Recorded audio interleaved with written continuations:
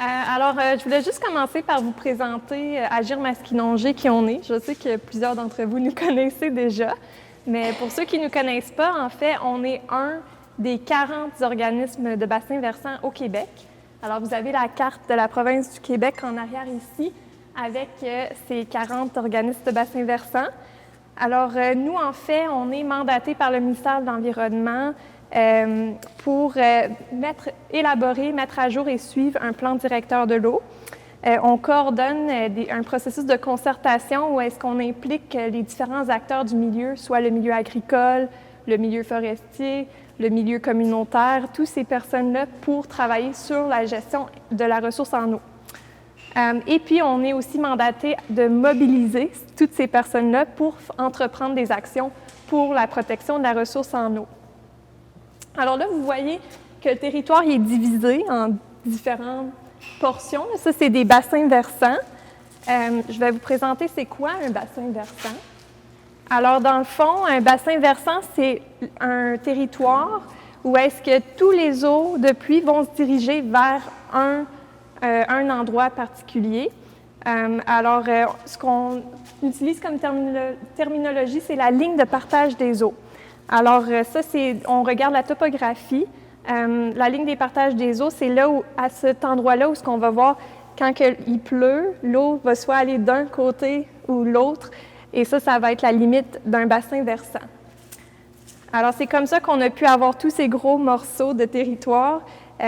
Chaque bassin versant, il y a un organisme de bassin versant qui va s'occuper de la gestion intégrée de l'eau pour cette portion de territoire-là.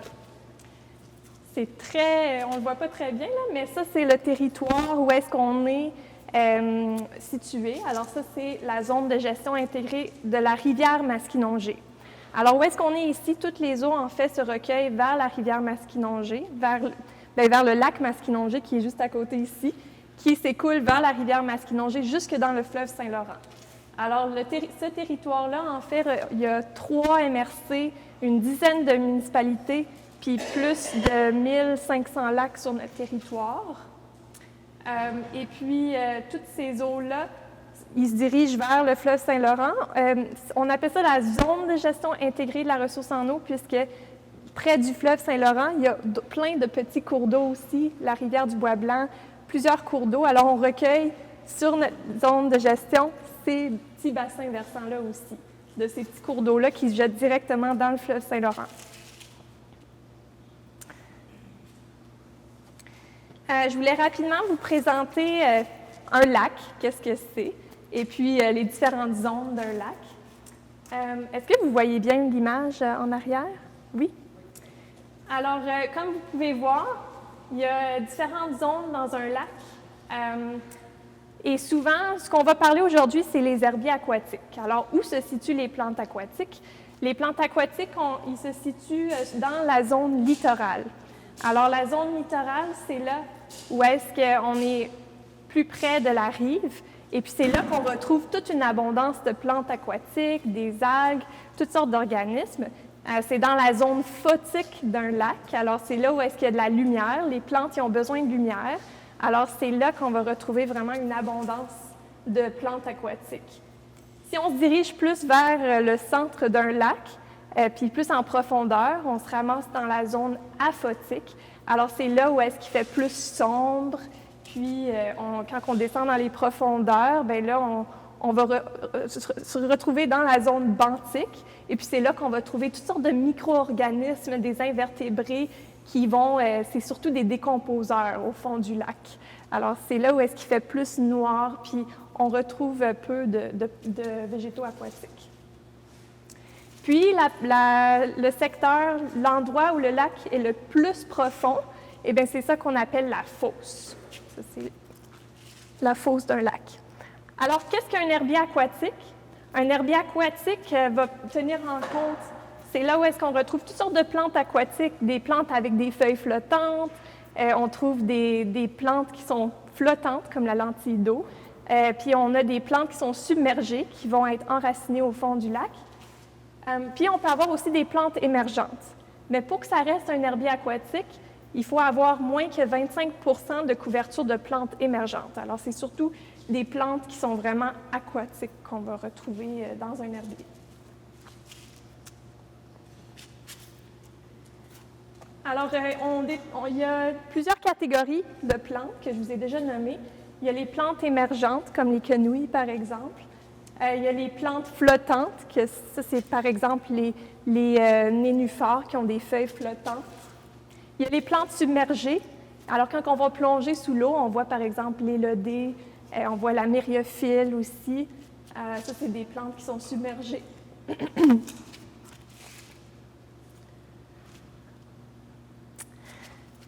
Les plantes aquatiques, ils ont plusieurs rôles très, très importants. Je vais vous en nommer quelques-unes. Premièrement, les plantes aquatiques qui sont enracinées dans les sédiments, bien, eux, ils peuvent stabiliser les sédiments. Alors, quand il y a des vagues et tout ça, qui est du brassage, bien, les racines permettent de stabiliser les sédiments. La présence d'un couvert végétal va aussi freiner l'érosion des vagues, alors ça protège aussi les rives de l'érosion. Puis, on le sait, il y a les plantes, ça devient un havre pour la biodiversité. Alors, ça va créer un abri pour plusieurs poissons, plusieurs animaux, puis une source de nourriture aussi pour plusieurs animaux. Il y a plusieurs poissons qui vont venir aussi frayer, se reproduire dans ces herbiers-là. En plus, ça crée beaucoup d'ombrage, alors ça permet de garder la température de l'eau plus fraîche. Les plantes aquatiques ont aussi une capacité de filtrer et absorber une partie des polluants. Alors, ça l'aide à conserver une meilleure transparence de l'eau.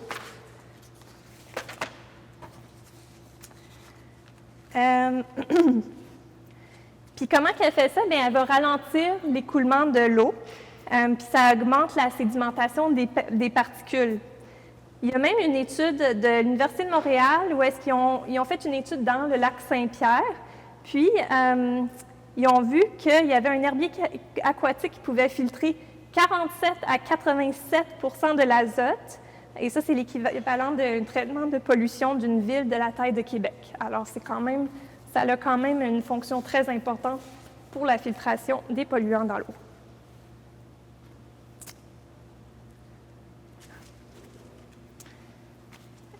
Je vais vous présenter maintenant qu'est-ce que sont les espèces exotiques envahissantes. Et puis, je vais vous présenter aussi un petit portrait ici sur notre territoire, quelles espèces qu'on retrouve actuellement. Alors, une espèce exotique envahissante, ça peut être une plante, un végétal, un animal ou même un micro-organisme qui s'est établi à l'extérieur de son aire de distribution naturelle. Et puis, il faut aussi noter que les espèces exotiques envahissantes, ils sont une menace pour l'environnement, l'économie ou la société. Pour qu'une espèce exotique envahissante soit considérée comme exotique et envahissante, il faut qu'elle franchisse 4 barrières. Alors, je vais vous présenter rapidement les étapes d'introduction d'une espèce exotique envahissante. Alors, la première étape, bien, ici, vous voyez que ça, c'est l'aire de répartition naturelle d'une espèce. Et puis, ce qui arrive, c'est une espèce exotique qui est introduite dans un endroit. Souvent, vous voyez là, il y a 3 points. À ces points-là, probablement ce qui est arrivé, c'est qu'à plusieurs occasions, une espèce exotique est venue à ce point-là à plusieurs reprises. Assez de fois qu'il y a eu assez d'individus pour qu'il y ait de la reproduction qui commence, pour qu'il y ait une population qui s'installe. Alors, la première étape, c'est qu'il y a un point, un endroit où est-ce que l'espèce va être introduite assez souvent. Ensuite, si cette espèce-là est bien adaptée aux conditions de son environnement, bien, il y a un processus de naturalisation.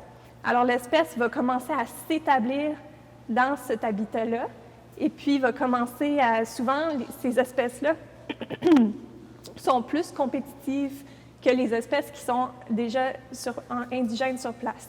Alors, il y a un processus de naturalisation où est-ce qu'elle s'installe, elle se reproduit, puis elle se propage. Alors là, on le voit ici, là, il y a une naturalisation, puis ensuite de la propagation. Et c'est là qu'on voit qu'elle va commencer à s'étendre, puis puisque souvent c'est une espèce plus compétitive, bien, ça peut être assez facile de se propager. Quelles sont les causes de l'introduction puis la propagation d'une espèce exotique envahissante? Il y en a plusieurs. Pour les espèces terrestres, le réseau routier en est un important. Vous le voyez là, sur le bord des routes, dans les fossés. Si la mauvaise gestion des fossés, si on, on coupe par exemple la phragmite ou la berge du Caucase, on contamine les engins, la machinerie, puis ça va propager facilement de fossé à fossé. Alors ça va propager certaines espèces.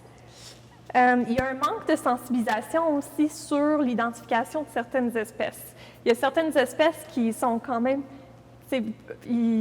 on sait pas, les gens ne savent pas nécessairement comment l'identifier. Alors souvent on voit une plante puis on n'est pas sûr si c'est exotique ou non. Alors ça c'est aussi une difficulté. Il y a aussi plusieurs espèces qui sont utilisées dans les aquariums, qui sont utilisées dans les plates-bandes, qui sont exotiques et envahissantes, puis sont utilisées pour des fins ornementaux. Alors ça, c'est aussi une cause d'introduction. Puis, des écosystèmes qui sont dégradés, altérés, sont aussi des havres pour les espèces exotiques envahissantes. Les changements climatiques, on va en parler aussi, le transport de certaines espèces par embarcation si on ne lave pas comme il faut nos embarcations. Puis la libération intentionnelle, on pense par exemple au poisson rouge. On a un poisson rouge dans notre aquarium, puis on le libère dans un milieu naturel, mais ça c'est aussi une autre cause d'introduction de ces espèces-là. Quels sont les impacts? Alors, on peut nommer 3 catégories d'impacts que les espèces exotiques envahissantes sur lesquelles ils ont un impact. Alors, sur l'économie, si vous avez un lot riverain, si vous êtes riverain d'un lac, la présence d'une plante aquatique exotique envahissante dans votre plan d'eau peut diminuer la valeur de votre maison, puisque la présence d'une grande couverture de plantes aquatiques peut limiter les usages de baignade, de navigation, par exemple. Au niveau agricole aussi, alors il y a plusieurs pertes de culture. L'introduction de certaines plantes exotiques envahissantes en milieu agricole peut avoir un impact aussi sur la récolte. Puis plusieurs dommages par des insectes ravageurs du secteur forestier aussi. Du côté du récréotourisme, alors il y a certaines plantes qui peuvent causer des problèmes de santé. Par exemple, la berge du Caucase qui peut causer des brûlures. Alors ça, ça peut être dangereux pour nous. Je vous ai parlé déjà de la couverture de certaines plantes aquatiques envahissantes peut affecter notre usage d'un lac pour aller se baigner, pour aller pêcher ou pour aller naviguer. Puis les impacts sur l'environnement, bien, la plupart des espèces exotiques envahissantes vont vraiment prendre le contrôle du milieu, puis va limiter la diversité des plantes indigènes qu'on va retrouver dans ce milieu-là. Alors ça, c'est le plus gros impact sur l'environnement. Alors, je vous présente sur notre territoire les espèces qu'on y retrouve. Il y a 5 plantes qui ont été répertoriées jusqu'à présent, qui sont exotiques et envahissantes, 3 animaux, puis il y a 19 espèces à surveiller qui menacent les plans d'eau sur notre territoire. Là, vous voyez en rouge, en fait, ça, c'est les plans d'eau où est-ce qu'il y a la présence de myriophiles à épis et de châtaignes d'eau. Alors, vous voyez que c'est quand même très, très proche de notre territoire. Aujourd'hui, on est près du lac Masquinongé, qui est un lac public. Alors, voilà l'importance de bien laver nos embarcations à la belle station de lavage qu'on a ici pour essayer de limiter l'introduction de ces espèces-là sur notre territoire. Je vous montre le réservoir Taureau. Si jamais vous allez au réservoir Taureau, Il y a certains lacs aussi à Sainte-Marceline de Kildare, dans le bassin versant voisin, où est-ce qu'il y a aussi plusieurs espèces. Puis dans le fleuve Saint-Laurent, si jamais vous naviguez dans le fleuve Saint-Laurent, il y a une multitude de différentes espèces exotiques envahissantes, alors il faut s'assurer de vraiment bien laver nos embarcations. Alors, des espèces à surveiller, je vous ai mis une image du cladocère épineux qui est en haut. Alors, le cladocère épineux, c'est une espèce vraiment petite et transparente qui va souvent se retrouver sur les lignes de pêche. Et puis, celle-là, elle peut être facilement apportée, elle est tout petite, puis on ne la voit pas nécessairement. Alors, quand on va pêcher, par exemple, dans le fleuve Saint-Laurent, ce qui est bien, c'est aussi de passer une guenille sur notre ligne de pêche, parce que la manière qu'on la voit, c'est qu'elle va se ramasser en amas sur le fil de pêche. Il y a aussi les moules zébrés et les moules quagga, qu'eux, ils ont un gros impact sur les beaux moules d'eau douce indigènes qu'on a. On en a beaucoup dans le lac Masquinongé ici. Si on se retrouve avec des moules zébrés, elle va vraiment, si vous voyez là dans l'image, elle va s'installer sur la moule d'eau douce, puis il va éviter que la moule d'eau douce soit capable de s'ouvrir. Alors, ça la bloque fermée, puis ça veut dire que la moule d'eau douce, il y en a des qui sont vraiment vieilles, qui vont être très âgés, ils vont mourir parce qu'ils ne peuvent plus s'ouvrir pour se nourrir.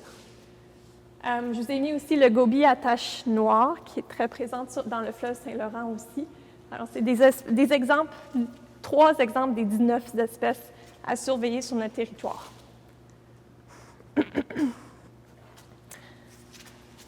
Alors ici, vous avez le myriophile à épi, la châtaigne d'eau, à quoi qu'elle ressemble. On va le voir plus tard là, en vrai.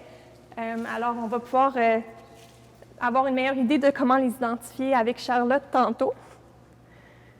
Des espèces qui sont terrestres sur notre territoire, vous en avez sûrement vu. Il y a la renouée du Japon et puis la berce du Caucase. Alors, la renouée du Japon, elle va se retrouver parfois en rive. Quand elle se retrouve en rive, elle va causer de l'érosion de la rive. Puis la berce du Caucase, on le sait, elle cause des brûlures. La sève de la berce du Caucase va causer des brûlures. Alors, c'est une plante problématique pour la santé humaine. Le roseau commun, qui est aussi très présent dans les fossés, sur le bord des rives, qui va vraiment avoir un impact sur la biodiversité indigène des plantes autour des rives. Et puis, l'impatiente glanduleuse, c'est une plante qui avait été apportée pour des fins ornementaux. On la retrouve sur le territoire dans des plates-bandes. Alors ça, c'est à surveiller aussi, de ne pas acheter cette plante-là puis la mettre dans sa plate-bande. Le miscanthus commun, ça ressemble un peu au roseau commun. On l'utilise aussi pour des fins ornementaux. Et puis celle-là, c'est à surveiller aussi pour ne pas propager. Les animaux qui sont présents sur notre territoire, il y a de la méduse d'eau douce, qui est une espèce qu'on a retrouvée dans un lac sur notre territoire. Le tanche, qui est un poisson, puis la tortue à oreilles rouges. Alors ça, c'est 3 espèces qui ont été introduites sur le territoire. Ah! Puis, c'est quoi? Ils font partie des... Ça, c'est les 3 animaux qu'on a répertoriés sur notre territoire, qui sont exotiques et envahissantes. Par contre, les données proviennent de 3 bases de données. Puis ces bases de données-là sont très limitées. On a très peu de données sur la présence et des espèces exotiques envahissantes sur notre territoire. Alors, plus tard, je vais vous parler de Sentinelle, qui est une base de données à usage citoyen, qui pourrait nous aider là, à mieux surveiller, mieux avoir un meilleur portrait des espèces exotiques envahissantes sur notre territoire, puisque pour l'instant, j'ai très peu de données. Alors, c'est ce que je peux vous présenter comme portrait, mais il y a des bonnes chances qu'il y en a beaucoup plus de ces espèces-là, et il y a peut-être des espèces qui sont répertoriées, qui ne sont pas encore répertoriées, mais qui sont présentes sur notre territoire. Alors, plus tard, je vais vous présenter cette base de données-là qui pourrait être intéressante. Oui? C'est approprié de vous poser une question. Oui? Parce que la semaine passée, j'ai vu une émission de télévision qui parlait avec les oiseaux. contribue à répartir les semences des espèces de plantes dans un écosystème. Là, je me suis pensé, est-ce que, par exemple, les foulards, qui sont des oiseaux voyageurs, ils arrêtent 5 lacs, ils mangent les plantes agressantes, ils s'en viennent dans un autre lac, est-ce que c'est que des études ou quelque chose qui démontre que possiblement ils sont impliqués dans le transport des espèces envahissantes? C'est une bonne question. Je ne sais pas pour les plantes aquatiques, oui? En fait, c'est vraiment une bonne question, en fait. C'est sûr qu'on ne peut pas dire hors de tout doute que les bernaches ne sont pas responsables de bouger des plantes. Sauf que ce qui est un peu étrange, c'est qu'on retrouve les plantes aquatiques exotiques envahissantes, comme par hasard, aux endroits où les lacs sont publics, où l'endroit où il y a des accès à bateaux, l'endroit où il y a beaucoup de bateaux qui rentrent dans les lacs, alors que ça serait beaucoup plus une cause de la propagation des plantes, parce que si c'était vraiment les bernaches qui étaient responsables, il y aurait beaucoup plus de myriophiles partout au Québec. Donc, il y a une corrélation assez élevée entre est-ce que j'ai des bateaux qui peuvent rentrer de façon très facile dans mon lac et la présence du myriophile, alors qu'il n'y a pas de corrélation entre la présence de bernaches et le myriophile, parce que sinon, des bernaches, il y en a pas mal sur tous les plans d'eau, il y aurait du myriophile partout. C'est quand même une bonne hypothèse. On ne peut pas dire à 100% que la bernache n'est pas coupable, mais on est sûrement beaucoup plus coupable que la bernache. Fait que je pense que si on avait des actions à mettre, il ne faudrait pas limiter les bernaches, mais plus s'assurer que nous, on ne propage pas les plantes. Je sais pas si ça répond un peu à la question. Oui, c'est intéressant de voir que l'étude de corrélation est faite. Je me suis posé la question. Là, je me disais, il n'y a pas personne qui m'a jamais parlé de ça, mais c'est dans une émission de télévision que j'ai regardée, qui montrait ça en Afrique à quelque part. Mais je me suis dit, peut-être qu'ils peuvent propager les espèces en c'est sûr que oui, c'est sûr que ça peut arriver, mais c'est sûrement pas le mode de propagation qui est la meilleure pour eux, parce que sinon, on aurait beaucoup plus. Je suis sûre qu'au lac Masquinongé, il doit y avoir des bernaches qui viennent, mais... On a des bernaches, on a des poules d'eau, j'appelle ça des poules d'eau. Oui, les poules d'eau, je sais quoi vous parler. Parce que l'autre, leur nidification, c'est dans le Saint-Laurent sur un île. Là, je me dis, s'ils se tiennent là, puis là, à la fin de l'été, ils s'en viennent ici, est-ce qu'ils ont possiblement contribué à ça? Je ne sais pas. C'est ça, si les bernaches étaient responsables, il y aurait déjà plein d'espèces exotiques envahissantes dans le lac Masquinongé qui se transportent, alors que c'est pas ce qui s'est passé, donc c'est sûrement qu'ils sont pas responsables. C'est un peu comme ça qu'il faut le voir. Mais souvent aussi, il faut beaucoup d'études qui sont faites, il y a beaucoup de bernaches ou d'animaux qui vont manger les plantes, puis manger les graines, puis souvent, les graines vont juste pas être capables de survivre dans le système digestif des animaux. C'est quand même, la digestion peut être intense. Donc, il y a certaines plantes qui sont capables de résister au système digestif, mais les plantes aquatiques, dans la plupart des cas, on pense que la graine en meurt dans le système digestif, puis quand ça ressort, c'est plus viable. Ouais. Si jamais vous avez aussi un jardin d'eau, je sais qu'il y en a plusieurs qui ont des jardins d'eau chez eux, il faut tenir en compte aussi qu'il y a... Si vous avez des espèces qui sont... Parce que la châtaigne d'eau, c'est une plante, par exemple, qu'on utilise dans notre jardin d'eau. Puis il y a certains poissons, comme les poissons rouges, des poissons non indigènes qu'on va mettre dans notre jardin d'eau. Si vous êtes un terrain en milieu où est-ce qu'il y a des inondations, est-ce que les crues printanières montent, il faut garder en tête que ça se pourrait que ces plantes-là, ils retournent dans le plan d'eau aussi. Alors, c'est bien d'avoir un jardin d'eau qui est indigène, de promouvoir, d'avoir des espèces qui sont indigènes. On parlait même dans l'équipe, là, on en discutait, puis on s'est même dit, les hérons, souvent on a un jardin d'eau avec un héron, une statue d'héron, puis un héron va venir. Si on a des poissons exotiques, il y aurait peut-être la possibilité que l'héron vienne prendre le poisson rouge, puis il s'envole, puis il va l'installer dans un autre milieu naturel. Alors, c'est ça. Moi, je suggère des belles plantes et des beaux animaux indigènes là, dans vos jardins d'eau, surtout si vous êtes en milieu libre. Oui, on va en voir plusieurs, puis c'est vraiment des beaux végétaux qu'on a.